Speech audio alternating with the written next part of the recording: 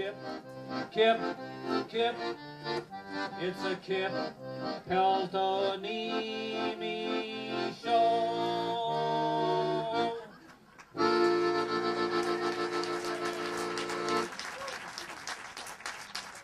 Hi folks, my name is Kip Peltoniemi. It's not my real name. Changed it for show business reasons. My real name is Monty Vegas. Needed something more ethnic. Now this, if you've ever seen, anybody ever seen my show before? You're back? Okay. No, anyway, as you know, this is totally spontaneous and free form. I have no idea what I'm going to do any more than what you're going to... Where? Lost my place here. No idea what I'm going to do. It's totally free form and spontaneous. Oh yeah, that's right. Yeah. You just, you know, I got inspired. I was at the food tent a little while ago and picked up some of this stuff. I was thinking of doing some conceptual art here of just eating yetos for 30 minutes, but then I decided against that. The food generally starts flying towards me when that kind of act goes on, but a song did come to mind just briefly here, and I'll see if I can recall it. It's kind of less of a song than a spasm, just really quick, you know. On a cold and gray Norwegian morn, another little child is born, eating your toast, eating your toast, and his mama cries. 'Cause if there's one thing that she don't need, it's another kid who eats goat cheese eating your toast. That's all I have. Oh, good. That stuff is good. Well, continuing on in the Norwegian strain here. This is another short little tune. I call this the Lutefisk song. It's kind of short. Yeah. I once ate some fish, or should I say, it once ate me. I'll bet you wouldn't think this fish tasted good, but a Norwegian would.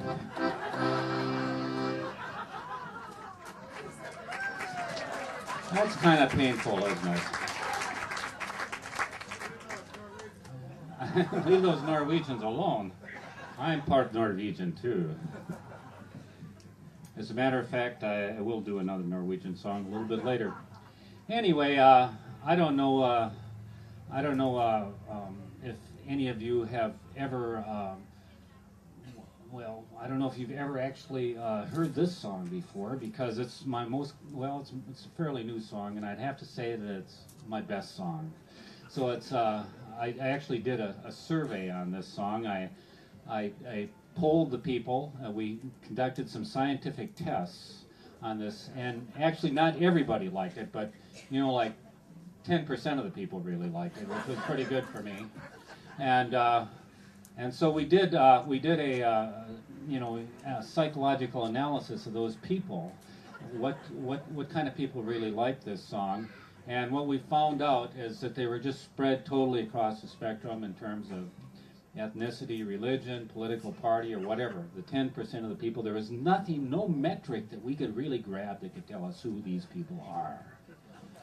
Then one of the young assistants who works for me said, Kip, have you tried administering the Bar-Freugelschlag Social Adaptability and Likability Index? And we did give that to them, and what we found out is that the people who really clapped hard on this next song were the most likable people in the audience. I mean, they went nuts. They just really screamed and yelled. It was, of course, there's a margin of error of minus or plus or minus 0.01% on this, so if you don't like the song, don't feel like clapping. That's fine. Anyway, this is a fast polka, you know, something to get my fingers flying and warm up on.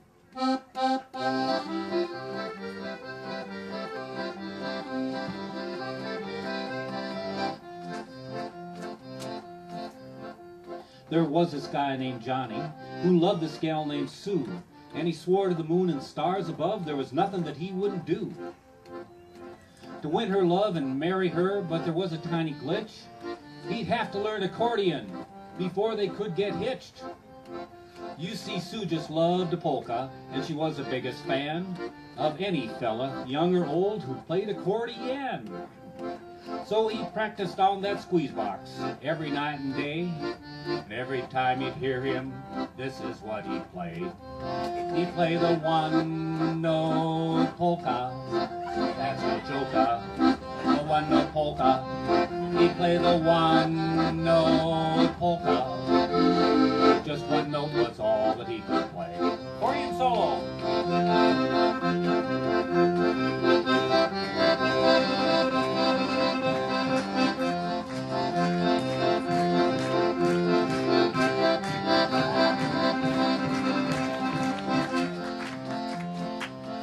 Florian Shimoleski, eat your heart out. Actually, Florian was in the audience in Duluth when I did this a little while ago. Well, after a couple of weeks, it became quite clear that Johnny was quite diligent, but he had a lousy ear. And it really didn't matter if the notes were bass or treble clef, because Johnny couldn't hear them. See, he was tone deaf. But though he lacked the ability to distinguish between two notes, his fingers had some agility, and he learned to play by rote. And he practiced on that squeeze box every night and day.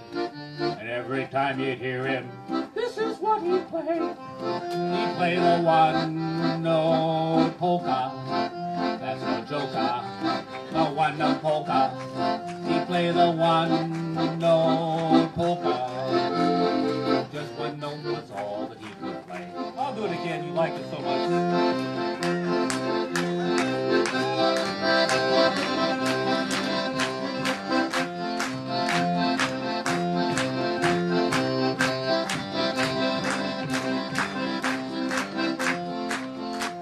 It's nice to play for people who like the finer arts. Well, by the time he learned that one note, Sue had long moved on. But it really didn't matter, because by then he'd learned that if to win somebody's love, you gotta pass some test. Well, she probably doesn't love you, and it's just as well she left. But then one day he met Nadine, who really loved him true. She didn't mind his one note, cause she was tone deaf too. Nadine just loved to dance along to Johnny's crazy beat. She was tripping and a-stumbling, cause she had two left feet. They did the one-note polka, the one-note polka. They did the one-note polka. Just one note was all they could play.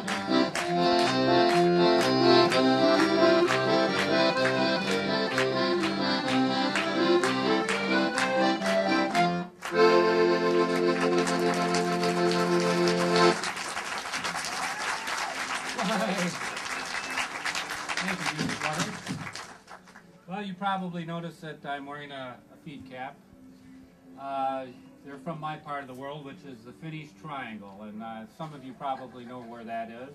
Some of you may not. Anybody who doesn't know where the Finnish Triangle is? You don't know where it is? Okay. Well, it's in Minnesota, but Minnesota is a big state, so if you draw a line across Minnesota, you got northern Minnesota and you got southern Minnesota, and the Finnish Triangle is in northern Minnesota. But that's big too. I mean, that stretches hundreds of miles.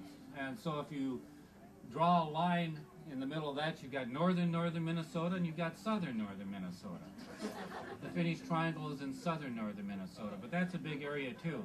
So if you draw a line, you know, longitudinally down the middle of that, you've got western southern northern Minnesota and you've got eastern southern northern Minnesota. The Finnish Triangle is in western southern northern Minnesota. But that stretches from Motley to Moorhead, so if you divide that in half, you've got western southern northern Minnesota and eastern western southern northern Minnesota. And the Finnish Triangle is kind of in eastern western southern northern Minnesota, kind of in the central part, in the southern portion of the central part of eastern western southern northern Minnesota. Luckily, you know, for the Finns who settled there, it wasn't so complicated because they could say that all in one word. This is a word. Right here. pohjois eteläpuolikson länsiosan itäisen lohkon keskiosa. That's where it is. And the Finns settled there for three reasons. Three reasons. They had water, and they had rocks, and they had wood, and you needed all three of those things to make a sauna. Very much. They soon found that the rocks were coming out of the ground in quantities which were not necessary. But they stayed anyway, because it's always nice to have one crop that never fails. They had a problem with the water, though, at least back in those days. It's changed, but in those days, that was some of the wettest water in the entire world. I mean, this water's wetness was far past any type of wetness that you'll find anywhere. As a matter of fact, if you take H2O and then put parentheses around it and then cube it, that's what that water was like. Same amount of space, but it was just a lot wetter than anything. And so they couldn't figure out, for example, why they'd throw the water on the rocks and they'd go out immediately. They had to start just using thimbles full to throw on there, as a matter of fact. And all the cows would just give skim milk at that time, too, because finally, during the Depression, a lot of dust blew in from the Dakotas and got the water down to the normal level of wetness, but that was really great water back in those days. And anyway, so it's a dairy region, and so in a dairy region, you've got something called feed caps. I'm wearing a feed cap right now, and you notice that this says Athens Cooperative, if you can read that. That's because the Greeks, in addition to inventing another things, invented the feed cap. And the thing is, I want to just make a political statement here first. I hope I don't offend anybody, but the Greeks are in trouble. I mean, the EU is bailing them out, and I mean, they took some bad steps. I mean, people got to retire at age 25, and there were 48 weeks of vacation a year. I mean, but other than that, we owe a lot to the Greeks. We ought to help the EU bail them out. You think about how they gave us democracy, how they gave us mathematics, which gave us music, how they gave us drama. Let's all send a few bucks over to the Greeks, or buy Greek olives or something like that, whatever you can do. Go over there on vacation, spend as much money in Greece, and if you can't do that yourself, my CD is up for sale up there at the Ingebrigtsens rack, and if you buy enough of those, I can afford to go over to Greece and spend a lot of money. It's totally altruistic on my part. I'm just doing it for them. Anyway, so think about it, and if they run out, I've got plenty, and as I tell everybody, I take cash, check or credit card. You give me a credit card, I'll give you a CD, and I'll just spend it to the, what I think is the right proportion. Of course, my CD is absolutely priceless to me.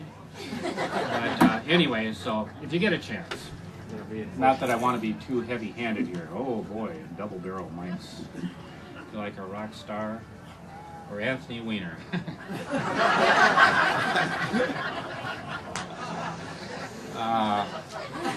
He was at a press conference recently, I think. I don't forget what it was about. Anyway, the feed cap is specially worn in the Finnish triangle for specific reasons. And they have different types of feed caps for different reasons. I noticed I don't see as many feed caps out here as I'd usually see in the Finnish triangle. There's just one guy back there wearing a green one. Brother, homie, how you doing? What does yours say? Romilly. Okay, that's okay. That's acceptable in the Finnish triangle. A tractor is okay. You wouldn't want to have a type of seeds or anything like that. It's always something to do with feed, because you're feeding animals. And so this is the one invented by the Greeks. The Finns didn't pick up on this type. Their original feed caps were more like this. They're at a distinct disadvantage. They didn't have the brim, and finally they picked up on the Greek design. And this is a typical feed cap that you'd see a Finn wear. This is one that says co-op. Of course, the Finns are big on the co-ops. Quap is what they used to say. And so this is something you'd wear to town, and when you're got to go get some feed ground or something like that. This is the type you'd wear in the winter. It doesn't have the holes, except in back. Now, there are other types of feed caps for specific occasions. This would be used at kind of a, a festive occasion. Again, it shows your affinity and loyalty to the co-op. But, you'd wear it to something like a family reunion, a tractor pull, or maybe your second cousin's third wedding, something that's not too formal or anything like that. That's what you'd wear to that. Now, speaking of, formal occasions, you would never wear something like this, say, to church. You'd wear something a little more subdued that goes nicely with the blazer, a nice gray feed cap like this. And, of course, you would never wear a cap like this if you were, I'd mentioned marriage before, if you were getting married in church. It would be absolutely ridiculous to wear a cap like this. No, you'd probably wear a cap that's a little bit more formal, like this. Black and white goes very nicely with the tuxedo. There's some variations on this black and white theme.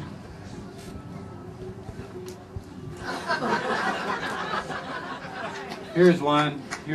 This is often worn by Finnish dairy farmers. Of course, if you were a bride, you'd never wear anything like this at all, would you? I mean, that'd be absolutely absurd. No, you'd wear something a little bit more like that. And I know why you're laughing. It's because I'm not a beautiful woman. But if I were a beautiful woman, this would be absolutely stunning. And ladies, yes, these pearls are all hand sewn on. And there's, I don't know what it is, but there's some French word on here that says décolleté. I don't know what that means. This is something that the bridesmaids would probably wear. A little more colorful. And then, for the last feed cap that I'll be showing here tonight, this is actually a celebrity feed cap. And this is by our most famous entertainer, Elvis Aho. This was his feed cap.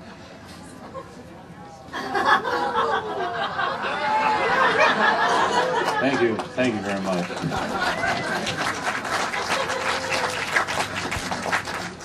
I mentioned Elvis. He was one of the most famous button accordion players. He quit. He became religious, quite religious man. And so I'd like to just do my impersonation of him. He only sings hymns right now. It's one of my favorite hymns.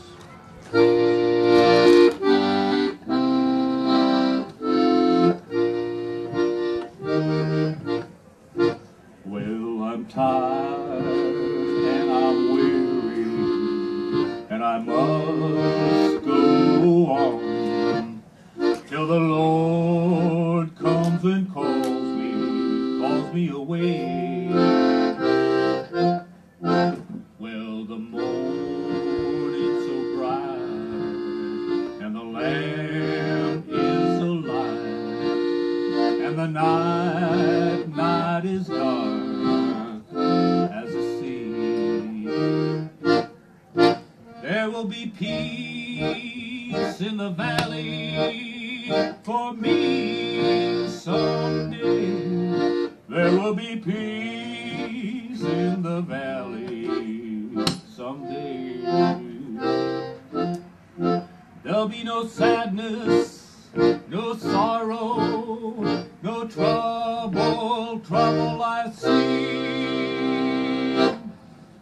There will be peace in the valley for me.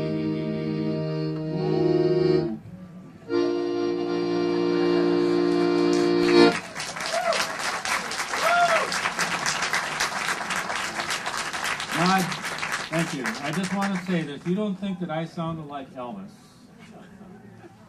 I want to tell you that wasn't my intention. I was trying to sound like Elvis Aho impersonating Elvis. And if you've ever heard Elvis Aho do Elvis, I sounded a lot like him. It gets real complicated. There's a lot of layers there. Elvis, everybody thought that his mother named him after Elvis, but actually he was born in 1949, and for you musical historians out there, you know that Elvis didn't hit the scene until about 1954. And how did he get the name Elvis? That's a very good question. I'm glad you asked that. And he got the name Elvis this way. His mother's name was Elvi. And the day that he was born, there were a lot of kids born in the hospital there in Wadena. And they were just throwing them in those bassinets left and right. And they just write the mother's name on there. And the Finnish woman who put Elvis in there didn't know about that thing called the apostrophe there. So she just wrote Elvis. And it kind of stuck, you know, as his last name. That's how he ended up with the name Elvis. Anyway, how am I doing here, Maury?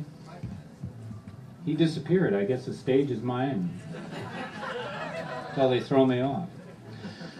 Well, I told you I already did my best song a little while ago. Now I'm going to do my second best song. And this is for you Norwegians out there. And this also kind of has something to do with the tribulations of being an accordion player.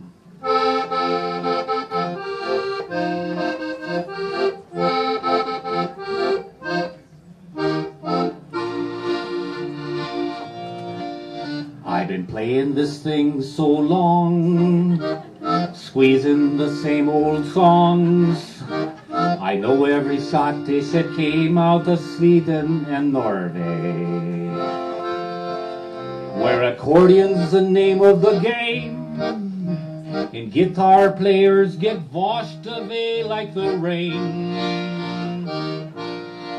There's been a load of compromising on the road to my horizon, but I want to be where them lights are shining on me, like a runestone cowboy, playing button accordion in a Minnesota old-time band, like a runestone cowboy, getting cards and letters using words that I don't understand, and offers coming over the phone.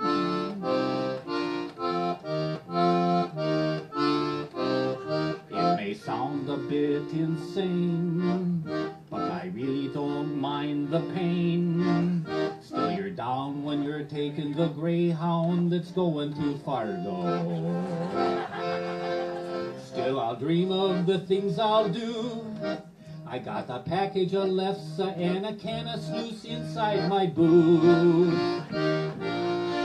There's been a load of compromising on the road to my horizon. I want to be where them lights are shining on me. Let's go now, let's channel Glenn like a rhinestone cowboy, playing button accordion in a Minnesota old-time band, like a rhinestone runestone, getting cards and letters using words that I don't understand, and offers coming over the phone, like a rhinestone cowboy.